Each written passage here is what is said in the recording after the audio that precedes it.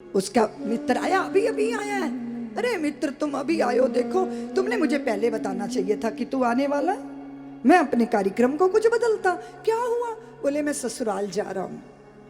लेकिन तुम इतने सालों बाद आए हो, अब क्या होगा? कोई बात नहीं, चलो मेरे साथ ही ससुराल चलो। इसने कहा मुझे ससुराल लेके जा रहे हो, लेकिन मेरे पास तो मेरे वस्त्रों की स्थिति देखो, तेरी ससुराल में जाने लायक मेरी तैयारी नहीं है। कोई बात नहीं, मेरे कपड़े पहनो। अपने मित्र को पहना दिए अपने कपड़े, शादी का जोड़ा पहना दिया उसको। अचकन पहन ली उसने, धोती पहन ली, बढ़िया पगड़ी बांध ली। इतना जच रहा था। जैसे ही उसने मित्र को सजाया तैसे ही उसके चित्त में एक दिशा जागी कि लगता है यही ससुराल जा रहा है। इतना सज रहा है। वहां पहुंचे, मेरा मित्र है, बहुत अच्छा है, बड़े अच्छे मेरे इनके संबंध रहे, अच्छा बिजनेस है इनका, बड़े अच्छे खानदान से हैं ये, बहुत साल बाद मुझे मिले। मैंने कहा चलो मित्र चलो, मैं अपनी ससुराल घुमा के लाता हूँ, बाकी जो इन्होंने कपड़े पहने हैं ना वो मेरे हैं। मित्र ने कहा यार क्या कर रहे हो, कपड़ों की बातें क्यों कर रहे हो? बोले जब से तुझे कपड़े पहनाए अंदर कपड़े कपड़े कपड़े, मेरे कपड़े चल रहा, मैं क्या करूं, मुंह से निकल गया। खबरदार है ऐसे मत बोलो, और लोग क्या कहेंगे, मैं कंगाल हूं तेरे कपड़े पहन के आऊं। अब कान पकड़े यार, अब नहीं बोलूंगा, बिल्कुल नहीं बोलूंगा। अब अगले घर कहीं जाना था, चाय पानी पे, मेरे मित्र हैं, बड़े प्यारे हैं, बड़े सुपात्र हैं।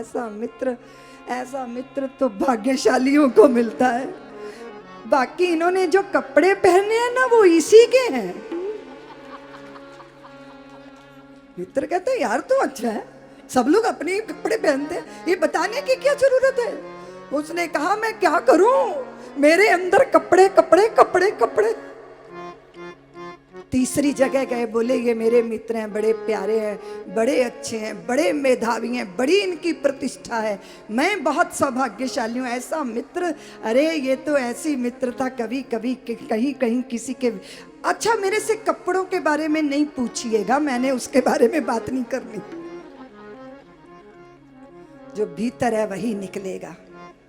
और कदाचित आंतरिक रूपांतरण पूरी कथा का एक सार है। आंतरिक रूपांतरण हमारे स्वभाव का क्रोध करुणा में बदले, हमारी वासना प्रार्थना में बदले, हमारी लोभ वृत्ति न्यौछावरी भाव में बदले। ये रूपांतरण मुझ में आया कि नहीं, स्वयं का आकलन करना चाहिए। देवियों, एक व्यक्ति अपने बुरे स्वभाव से पूरे घर वालों का जीवन नरक बनाता है। इतना क्रोध, बिना वजह संशय, बिना वजह दुख को निमंत्रण देना। रुचि के अनुसार भगवान ने जो बांटा है वो बांटा है। कर्ण को उपहार देने की जिम्मेदारी लगाई है और दुर्योधन को उपहार स्वीकार करने की जिम्मेदारी लगाई है, ताकि उसे पता चले कि जिनको तुमने अनाथ समझ के एक सुई की नोक के बदले में एक सुई की नोक जितनी भी संपत्ति देने को राजी नहीं हुआ था, उसके वैभव को ये देखे। इसलिए दुर्योधन को उपहार बेचारे की बलिष्ठ भुजाएं उपहार स्वीकारते स्वीकारते थक गई। और कर्ण को क्या जिम्मेदारी मिली, क्यों मिली, बोलो ना। और जब इतनी जय जयकार हुई तो भगवान ने कहा अर्जुन, कर्ण की वजह से तुम्हारी इतनी प्रतिष्ठा हुई है। कर्ण की वजह से? कर्ण ने कोई अपने घर का माल दे दिया? दिया तो राजकीय खजाने से, लेकिन उसको देने का स्वभाव है ना। नहीं बात समझ में आई। अचानक एक ब्राह्मण आ गया, उसने कहा कि मैं चंदन की लकड़ी जलाकर भगवान का भोग बनाता हूँ, अपने शालिग्राम को भोग लगाता हूँ, फिर भोजन करता हूँ। बारिश इतनी हो रही है कि 14 दिन से मैं भूखा हूँ, मुझे चंदन की सूखी लकड़ी नहीं मिली। सबने ढूंढवाई सूखी लकड़ी, यहां भी नहीं है। कहाँ जाओगे ब्राह्मण देव? बोले कर्ण के पास जाऊंगा।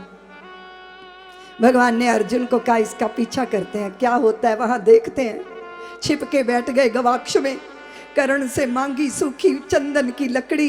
कर्ण ने सब जगह ढूंढवाई, सूखी लकड़ी मिली नहीं, तो धनुषवान उठाया और अपने भवन के नक्काशी वाला चंदन का दरवाजा था उसको तोड़ा, टुकड़े टुकड़े करके जाओ ब्राह्मण देवता, भोजन बनाओ, अपने ठाकुर को भोग लगाओ। भगवान ने अर्जुन की तरफ देखा, अर्जुन तेरे भवन में भी चांदी के चंदन के दरवाजे थे, तेरे मन में नहीं आया कि मैं चंदन का दरवाजा भी तोड़ के दे सकता हूं? लेकिन कर्ण को एक पल नहीं लगा निर्णय करने में, क्योंकि दान वीरता उसके स्वभाव में है, उसका स्वभाव देने का। इसलिए जो स्वभाव की अच्छाइयां होती हैं वो हमारे साथ होती हैं। मेरी रुचि क्या है, मेरी रुचि क्या है? और देखो, हमें हमारी रुचियां समझ में आए और उन रुचियों के अनुसार हम नए नए सृजन कर सकते हैं। मेरे आश्रितों को अभिमान ना हो जाए तो एक अद्भुत सी वहां लीला हुई। एक नेवले से भगवान ने क्या कहलवाया देखिए जरा।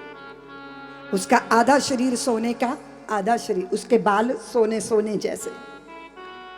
वो यज्ञशाला में आया, यज्ञशाला की भूमि पे लोटपोट हो रहा है। भगवान पूछ रहे हैं कि आप कौन है? तो नेवले ने कहा नेवला ही हूं। मैं एक बार 15 दिन के भूखे पति पत्नी ब्राह्मण ब्राह्मणी के कुटिया पे गया। अचानक वहां से वो 15 दिन से भूखे थे, उनको भोजन मिला तो खाने बैठे, एक चंडाल आ गया, उसने भोजन मांगा तो इन्होंने आधा भोजन दे दिया। फिर उस चंडाल ने कहा मेरे कुत्ते भी भूखे हैं, तो उन्होंने सारा भोजन दे दिया और स्वयं आचमन कर लिया, हाथ धोए। धरती पर जहां पानी गिरा वो गीली धरती के मिट्टी के कण अचानक मैं उससे गुजरा, तो जहां जहां वो कण मेरे शरीर को छुए तो वो मेरे बाल स्वर्णिम आभा वाले हो गए। अब मैं जिधर जाता हूं यज्ञ होते हैं, मैं सोचता हूं मेरे बाकी बाल भी स्वर्ण जैसे हो जाए। इसी आशा से मैं धर्मराज के यज्ञ में आया था, लेकिन यहां से भी निराश वापिस जा रहा हूं। भगवान ने धर्मराज को देखा और फिर मुस्कुराए। धर्मराज युधिष्ठिर, बड़े बड़े सोने चांदी हीरे मोती माणक के दान कर देना ही यज्ञ नहीं होता। 15 दिन से भूखी हो आते और उसके बाद भी किसी दूसरे के भूख की चिंता हो, इससे बढ़कर कोई यज्ञ नहीं होता। कितना सुंदर दर्शन दिया भगवान। अपनी भूख नहीं, किसी दूसरे के भूख की चिंता। और देवियों, हमें निश्चित करना, मैंने उस दिन कहा था कि अलमारी खोल के अगर आधा घंटा लगता है कि क्या पहनूं, तो समझ लो कि जरूरत से ज्यादा है, इसे वहां पहुंचा दो जहां इसकी जरूरत है। निश्चय करो कि हम देश के अंदर ऐसे वातावरण का निर्माण करेंगे कि यहाँ कोई भूखा ना रहे, कोई प्यासा ना रहे, हमारी धरती अस्वच्छ ना हो, हमारी नदियां विरल स्वच्छता और पवित्रता पावनता के साथ बहे। ये तो निश्चित करना ही होगा ना।